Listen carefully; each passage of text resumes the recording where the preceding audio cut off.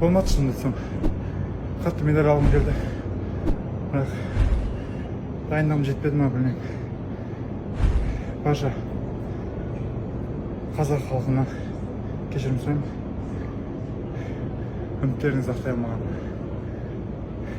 Тажудиновпен бірінші кезеңде белдесуің жүрген сияқты. Екінші кезеңде ана 4 ұпай бәрін шешіп кетті ме сен? Басында дұрыс жүріп келе жатқан. Мен тактика шаршату керек болған.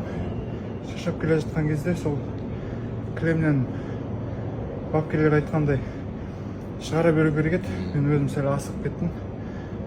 Сол асығысты ол пайдаланып кетті. 4 балға түстім, содан кейін счет ұзақ кетті.